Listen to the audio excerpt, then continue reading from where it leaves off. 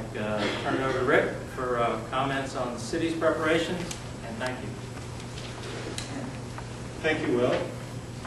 Again, I'm Rick Sincere, and I'm chairman of the Electoral Board for the City of Charlottesville. My colleagues are Stephanie Commander, who is our vice chairman, and Joan Schatzman, who is our secretary. Our registrar, Sherry Ayacheta, would have liked to have been here today, but she is swamped. It's been an extraordinarily busy time at our office. Yesterday, we voted in person a record high 205 absentee voters. The day before was another record high, 161 voters voted absentee. And we expect to vote perhaps as many as 800 absentee voters between now and Saturday at 5 p.m. Our office will be open today until 4:30 and Thursday until 7 o'clock for absentee voting in person, Friday until 4:30, and then from 9 to 5 on Saturday. But people, of course, can vote on November 4th, which is Election Day, and we do expect a very high voter turnout. We knew this very early in the year when the February primary had so much interest. We realized that we would be dealing with record numbers of voters this year. So since June, our office, the Electoral Board, the Registrar's Office, has been working and communicating with all of the city departments to make sure that we're all speaking off the same page. We're working with the Sheriff's Department, the Police Department, Public Works, Parks and Recreation, the schools, and we've worked out a very good program of improvements and enhancements to our voting for this year. Let me give you some examples. One that you probably know about already is that we've added new voting machines this year. In addition to the e-slate system that we've used since May of 2002 in some 12 elections with very little problem, we have added the e-scan system, which uses paper ballots that are digitally scanned in a machine. They're both manufactured by the same company, Hart Intercivic, so that the two systems are integrated, that we can tally the votes in the same way.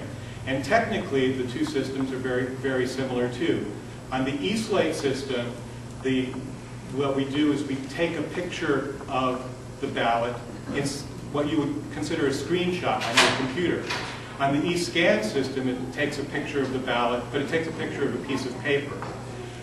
In order to make sure that we run things smoothly and efficiently on Election Day, we've essentially doubled our capacity in all of our 8 in-person voting precincts. We have 60 e-slate machines deployed across the city. Different precincts have different numbers because some of them are larger than others. And as a matter of fact, I've got a handout for you that shows the number of registered voters in each precinct. Our biggest precinct is now Venable, which is near the university. It used to be Recreation Precinct, but both of them are record high numbers. We have 28,000 registered voters in the city. Well, actually, let me give you the exact number because it's rather interesting. We have 28,681 registered voters in the city. That's about 9,000 more than we had at the beginning of the year.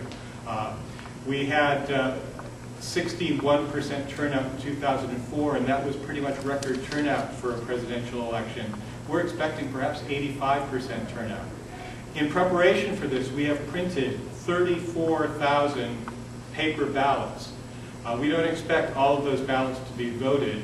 We know that some of them might be spoiled, but we want to make sure that we don't run into problems that other jurisdictions had during the February primary where they ran out of ballots on Election Day. We will not run out of ballots. There will be enough for everyone to vote either on the electronic machine, as they have since May of 2002, or on the paper ballot optical scan machine. We will have 60 privacy booths around the city. So the basic system is this. If we have 10 voting machines, 10 e-slate machines, for instance, in Walker Precinct, there will be 10 privacy booths where a person can sit down and mark their paper ballot. And then they go to the digital scan machine and put it through the machine, and their vote will be counted that way. We have 197 election officials around the city.